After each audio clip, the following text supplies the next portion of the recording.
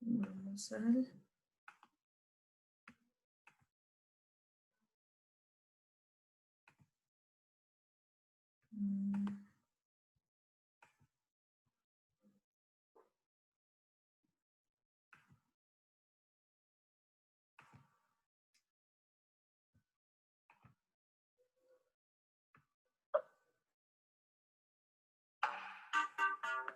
Ahí está el código para que lo anoten, por favor.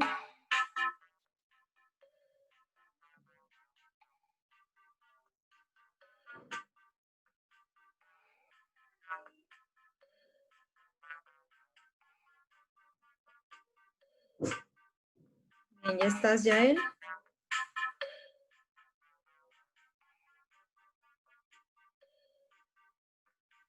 Yunoen y Paola. Muy bien.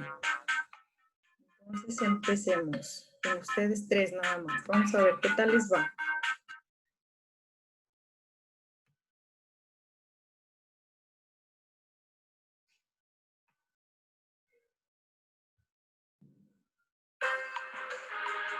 ¿Alcanzaron a ver la pregunta, chicos?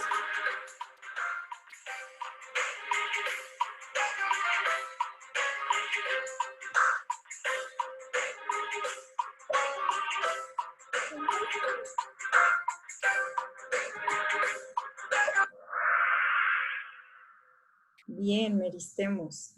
Correcto. Alguien me puso parénquima.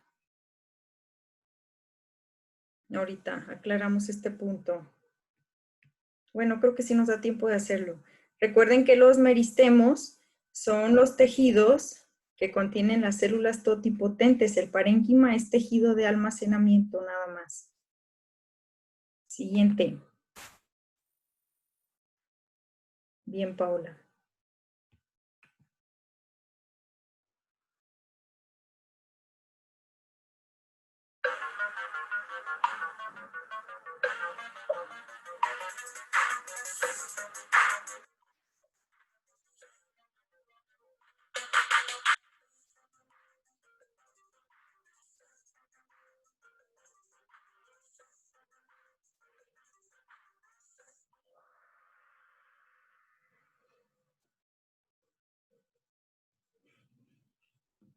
Nada más dos me contestaron.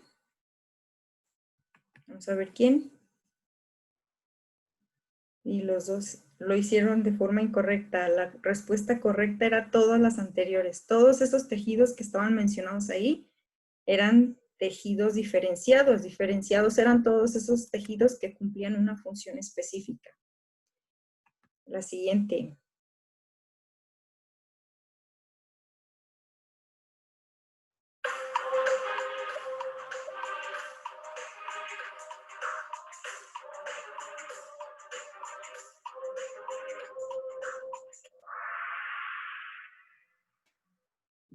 A ver, vamos a ver. ¿Quién fue el que le atinó o que supo responder? Bien, Paola. Así es, las células totipotentes son aquellas, bueno, la respuesta en el Kahoot era falsa porque decía ahí que brindan protección a la célula y no brindan protección. Las células totipotentes son las que tienen la capacidad de generar nuevas células, ¿de acuerdo? Bien, vamos a la que sigue.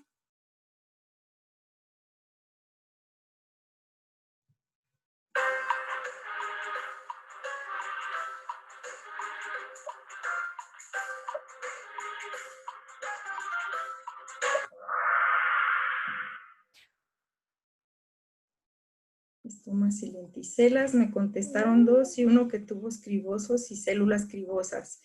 Los tubos cribosos y las células cribosas son del floema y los elementos de vaso y traqueida será la respuesta correcta.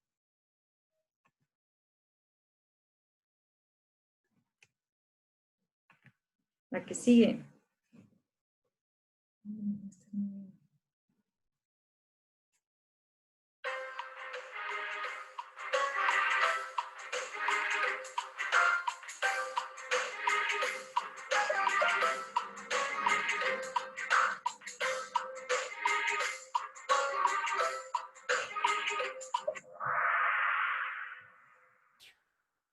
Bien.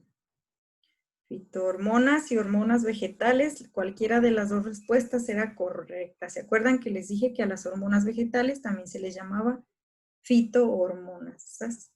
Por ahí me puso alguien que las giberelinas, no, ese es un tipo de hormonas vegetales que ya vamos a platicar ahorita. La que sigue. Bien, muchachos.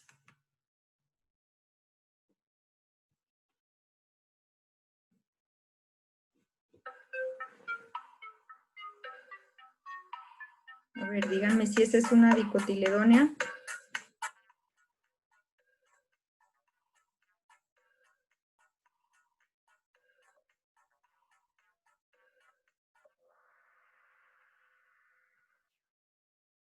Uno me dijo que es falso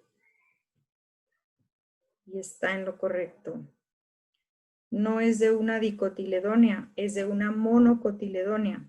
Si recuerdan las clases, mencionábamos que los haces vasculares de las monocotiledóneas están dispersos en todo el diámetro del tallo. En cambio, los de las dicotiledóneas están los haces vasculares a todo alrededor o formando un círculo, ¿de acuerdo? Bien, muchachos. Ya subiste, Yunuen. Ya te alcanzaste ya él.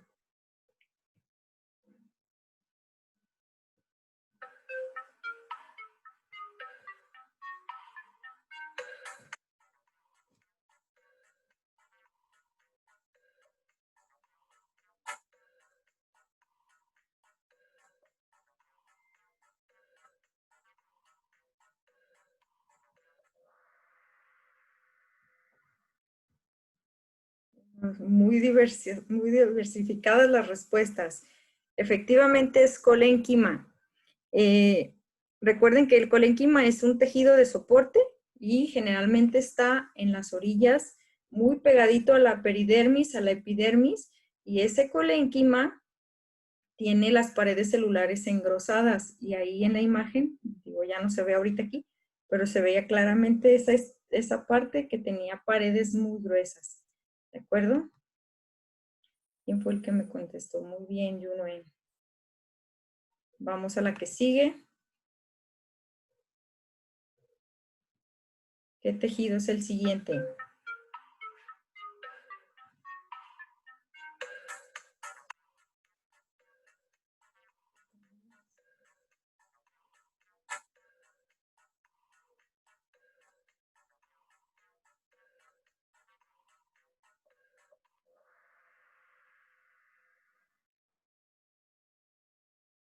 Me dijeron las otras tres menos el que era.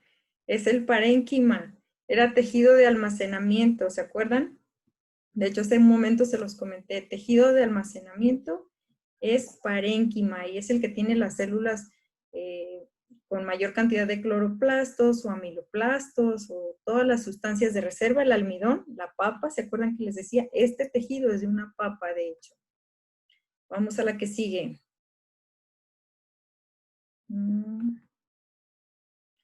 Nos faltan dos.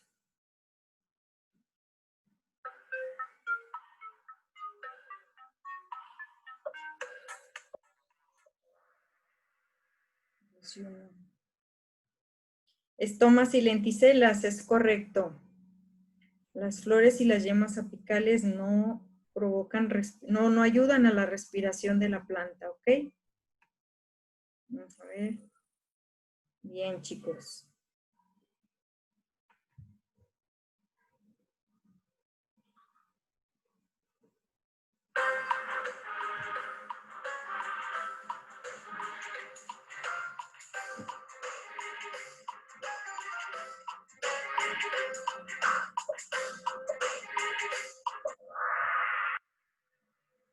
Es cierto, la enzima rubisco es la más abundante en el planeta, digo, y aunque no lo hemos visto en los temas, me atrevería a preguntarlo porque el maestro Andrés sé que habló de ello. Revisé su Kahoot y ahí les preguntaba algo de la rubisco. Y pues yo sé que ya no se les va a olvidar. Esta enzima es la más abundante en todo el planeta. ¿Por qué? Pues porque es la que facilita el proceso de fotosíntesis. Y digamos que hablando biomasa. Las plantas son las que ocupan mayor cantidad de biomasa en el planeta, ¿ok? Entonces, terminamos nuestro Kahoot y ahora vamos a lo que nos falta de la presentación. Antes vamos a ver cómo les fue al final. Bien.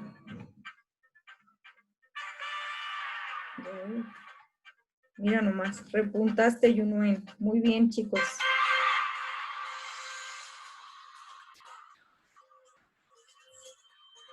Excelente. 12, 10, 5, 10 y 13, 10. Bien, no se sientan frustrados, por favor, digo, de alguna forma, identificar tejidos vegetales es algo muy complejo. Nosotros, les digo que, creo que ya les había comentado, que en la licenciatura nos toma el estudio de tejidos nada más un semestre. Aparte son otros semestres para estudiar hormonas, fisiología, que el ciclo de Calvin, etcétera, etcétera. Genética de las plantas y demás. Entonces, no se me sientan frustrados, por favor. Lo bueno es que ahí vamos a estar en el examen si algo de estos temas bien para apoyarlos. Y entonces ahora vamos a ver las hormonas. Si pudieron leer nos quedamos aquí, me parece, en hormonas. Si pudieron leer la liga que les mandé y sacar las funciones de las hormonas. ¿Quién lo pudo hacer? ¿Me dicen, por favor?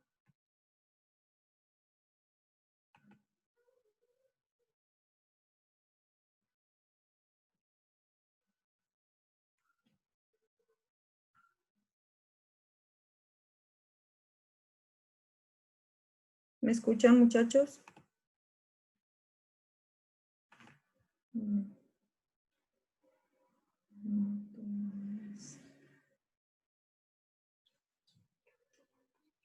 No sé.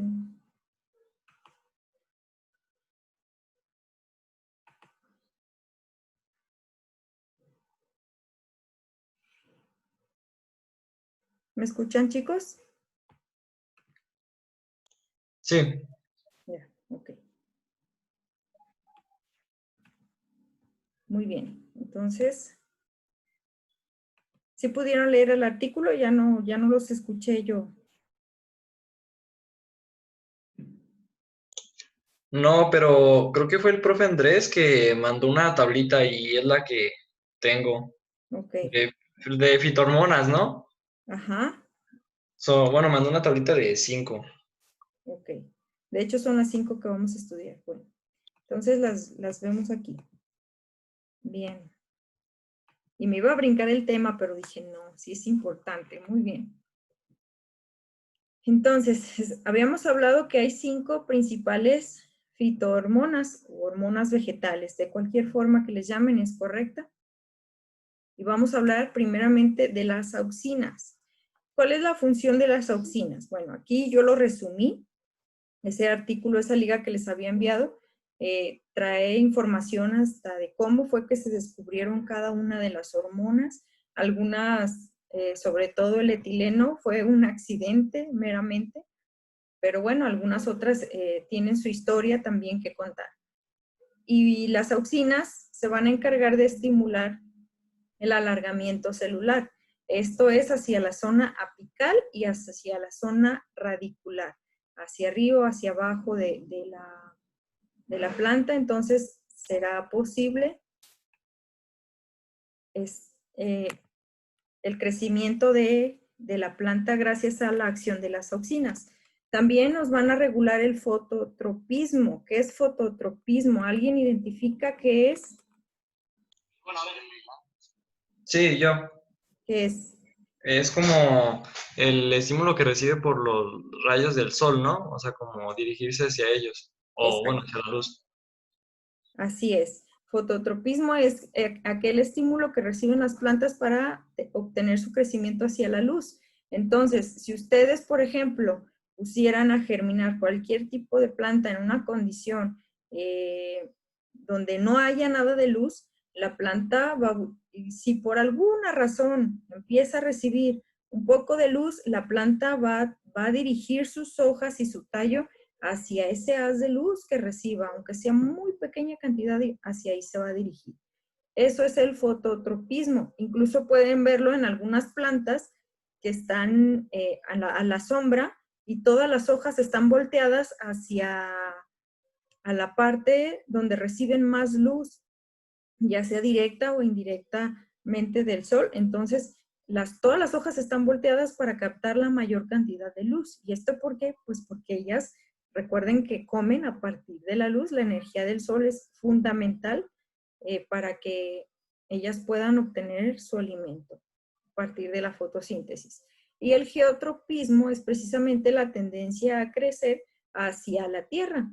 El geotropismo lo vemos desarrollado en las raíces, ¿sí? Que siempre están buscando la parte interior o la parte más hacia abajo de la tierra y va estimulado también por las auxinas. También van a influir en la dominancia apical. ¿Qué es esto? Pues bueno, que va a estimular el crecimiento hacia arriba de la planta. La diferenciación vascular también está determinado por auxinas, es decir, aquellos tejidos que nos van a ayudar el transporte de savia bruta o savia elaborada a lo largo de la planta. También inhiben la abscisión. ¿Qué es la abscisión? La abscisión es aquella condición en la que las plantas tienden a degenerarse algunas hojas.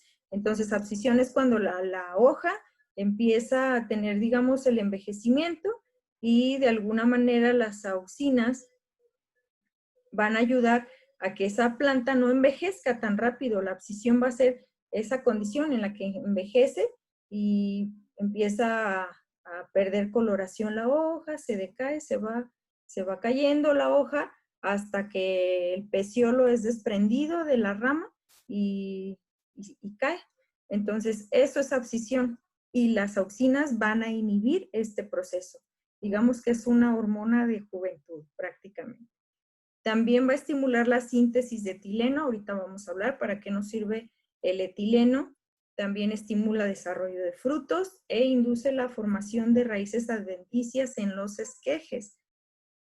¿Saben lo que es un esqueje, muchachos? ¿Alguien ha oído hablar de esquejes? No, maestra. Para nada, chicas, tampoco. Bueno, este es un término muy utilizado en agronomía. Y los esquejes son aquellos, a lo mejor han visto alguna ocasión en algún vivero, puede ser, rascan el tallo de alguna planta, puede ser incluso algún árbol, cualquier planta que sea, sobre todo aquellas que son de difícil reproducción. ¿Se acuerdan que les comenté que los limones tardan 7 años en dar frutos y desde que son plantados y en lo que madura todo su crecimiento hasta poder producir una flor para después generar un fruto pasan 7 años? Entonces, para no esperar tanto tiempo de árboles maduros, lo que hacen es raspar el tallo y ponen una bolsita con tierra, simulando un injerto más o menos. Entonces le ponen la bolsita ahí donde tallaron y con algunas hormonas se estimula la producción de raíz. Entonces crece raíz y ya se puede cortar esa rama y sembrarla. ¿Por qué? Porque ya tiene una raíz desarrollada, ya está lista para, digamos, seguir creciendo ya en un ambiente ya en el suelo o en alguna maceta. Entonces, los esquejes son aquellas plántulas que podemos trasplantar o aquellos injertos que nosotros obtenemos a una vez cortados, nos los llevamos a plantar. Eso se le llama un esqueje. Por eso dice ahí que induce la formación de raíces adventicias, es decir, aquellas raíces que no están en el suelo, sino que están en la parte alta de la planta. ¿De acuerdo? Y bueno, el ácido abscísico. El ácido abscísico tiene este nombre porque se le relacionaba precisamente con el proceso de abscisión que ya les contaba ahorita, aunque después se descubrió que no es así. Pero bueno, el nombre ya se le quedó. Y más bien por el contrario estimula el cierre de estomas. Se ha descubierto que el ácido abscísico actúa en condiciones de estrés. ¿Cuáles condiciones de estrés le pueden, o más bien qué condiciones le provocan estrés a la planta? Pues pueden ser de diversas formas. Por ejemplo, la falta de agua, la falta de nutrientes, unas altas temperaturas también ponen en estrés a una planta. Incluso la salinidad también puede alterar y poner estresada a la planta. Entonces, el ácido abscísico no promueve la abscisión, ¿de acuerdo? Más bien, digamos que es una hormona que actúa en condiciones de estrés para tratar de preservar de la mejor manera posible a la planta. También favorece el estado de latencia de las semillas y de otras estructuras. La latencia es ese letargo o ese periodo, digamos, como de hibernación que está, en el caso de las semillas, incluso se seca totalmente la semilla, pero bueno, a final de cuentas esa semilla al ser plantada y con la acción del agua, nos puede generar después un nuevo individuo. Ya vamos a ver qué hormonas estimulan la germinación, ¿de acuerdo? Y también el ácido abscísico está relacionado con la síntesis de antocianinas. ¿Qué son las antocianinas? Bueno, pues son esta coloración de algunas hojas. En el caso de esta imagen, nosotros podemos ver diferentes tonos en las hojas. Las que van naciendo están de color verde, algunas muy amarillentas y luego algunas rojas. Las antocianinas no tienen que ver con el estrés de la planta en sí, pero bueno, hay algunas plantas que provocan esta coloración por efecto de antocianinas y esas antocianinas van influenciadas por el ácido abscísico o se desarrollan a partir de ácido abscísico. Ejemplo de esto son cuando van naciendo algunos meristemos, algunas yemas, cuando van naciendo en la parte apical, van naciendo y se ven las hojas de colores así rojizos, a lo mejor un poco violetas, un poco azulados. Ese tipo de colores nos lo va a provocar el ácido abscísico, ¿de acuerdo? Esta imagen la seleccioné, ¿por qué? Pues porque aquí pareciera que esta planta está sometida a estrés. ¿Estrés de qué tipo? Pues no se conoce. ¿Pero por qué nos damos cuenta? Bueno, pues porque las hojas, véanlas aquí, tienen una coloración amarillosa. Pareciera que es como un otoño y que ya están caducando estas hojas y se van a caer en su totalidad. Pero bueno, si fuera ese el caso, no veríamos retoños verdes como es esta zona de acá. Entonces, lo que me hace pensar es que esta planta está bajo estrés. Puede ser que esté sobreexpuesta a la luz del sol y que no necesite tanta luz y por eso tenga esta coloración. Y en estos casos es cuando actúa el ácido abscísico, ¿sí? Incluso cuando hay sequía, por ejemplo, podemos ver hojas un poco amarillosas, un poco débiles, pero que a final de cuentas la planta produce este ácido para protegerse lo más que pueda hasta que ya no contenga ese estrés, pues sí puede ser que muera o que muera alguna parte, como es el tallo o algunas ramas, algunas hojas, pero no toda la planta en sí. Y bien, vamos con el etileno.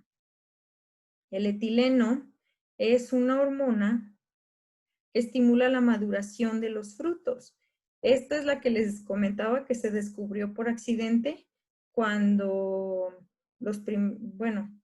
hace 2 siglos más o menos, algunos agricultores, recuerden que no había energía eléctrica, entonces mantenían con algunos combustibles fósiles. Lo que hacían era prender como pues sus lámparas que tenían en almacenes y producto de estas lámparas era el etileno. Cuando ellos estaban en esos almacenes con esas lámparas, ellos creían que el calor era el que ayudaba a madurar los frutos. Ahora se sabe que esto no es así, no es precisamente el calor, que sí ayuda un poco a madurar los frutos, eso es una realidad, pero no es tanto que ayude el calor, sino que cuando ustedes si ven algunas frutas en tiempo de frío, no maduran. Por ejemplo, los plátanos, un plátano en tiempo de frío no madura de igual forma que en tiempo de calor, pero no es que el calor los haga madurar, sino que su maduración es rápida, pero en tiempo de frío se preserva. Entonces, digamos que dura más tiempo, es más tardada esa maduración. Y resulta que estos agricultores lo que hacen es hacer unas cámaras súper sofisticadas de calor para madurar sus frutos y se van dando cuenta que no maduraban. Entonces, con posteriores investigaciones se dan cuenta que el producto de esa, más bien lo que provocaba esa maduración no era el calor, sino el gas producto de la combustión de esos combustibles fósiles que ellos utilizaban, ¿de acuerdo? Y bueno, ¿qué otras cosas va a favorecer el etileno? Este sí va a favorecer la abscisión de hojas, flores y frutos. Es decir, podríamos decir que esta hormona es la hormona de envejecimiento por excelencia, porque nos va a provocar la maduración de todas las estructuras de la planta, no solamente del fruto.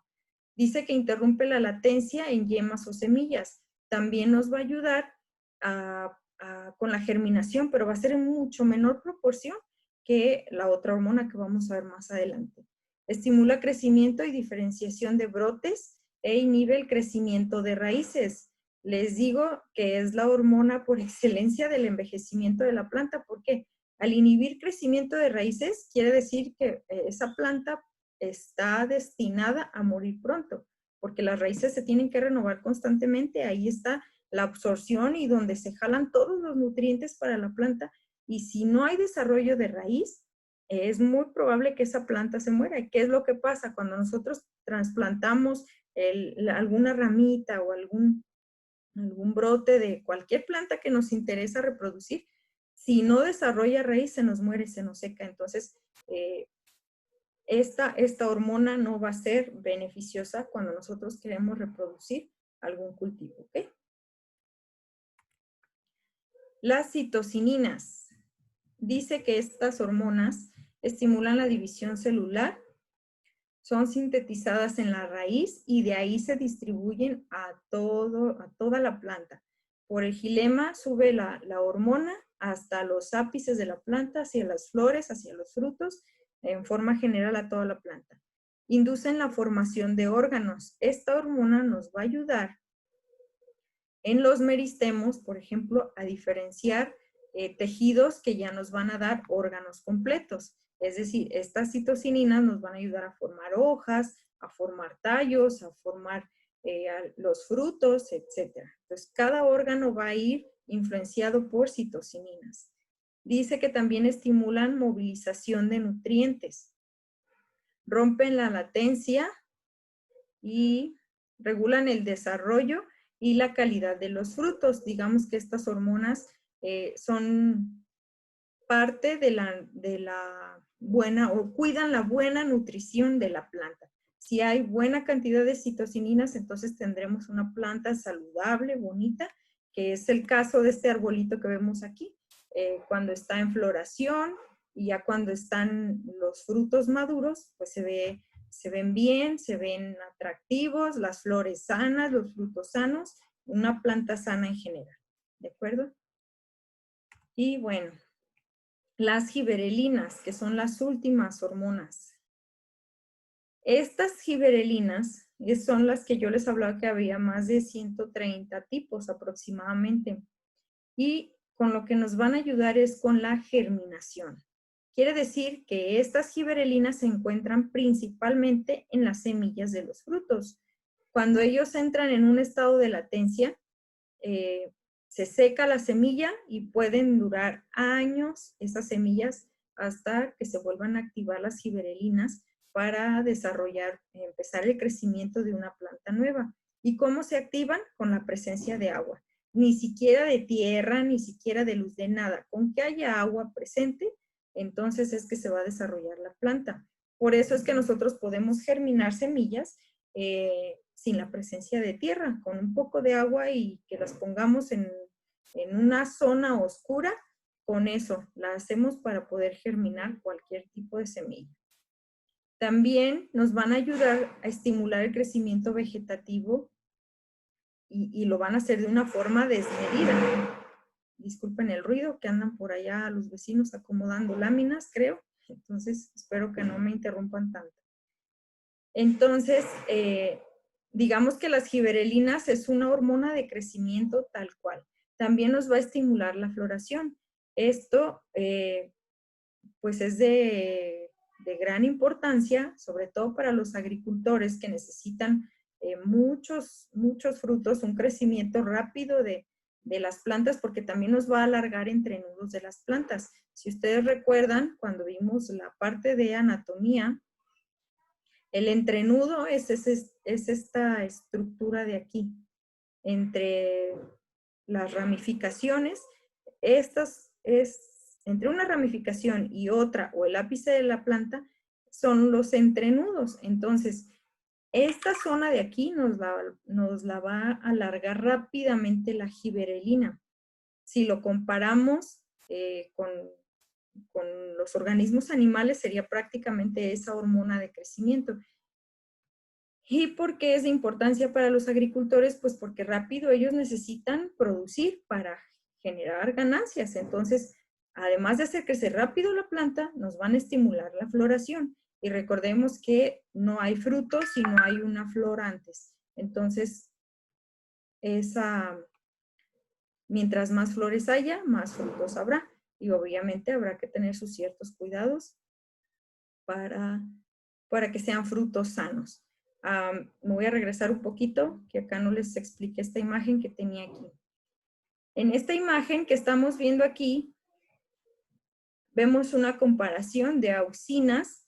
Cuando las auxinas son mayores que las citoquininas, vamos a tener una planta vegetativa. ¿Qué quiere decir esto? Pues que se van a desarrollar todas esas estructuras de la planta en sí. El cuerpo vegetativo se refiere a tallo, a ramas y a hojas. Entonces va a ser con árboles muy frondosos.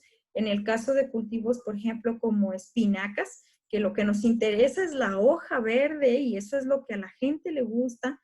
Entonces nos conviene agregar una alta cantidad de auxinas a ese cultivo.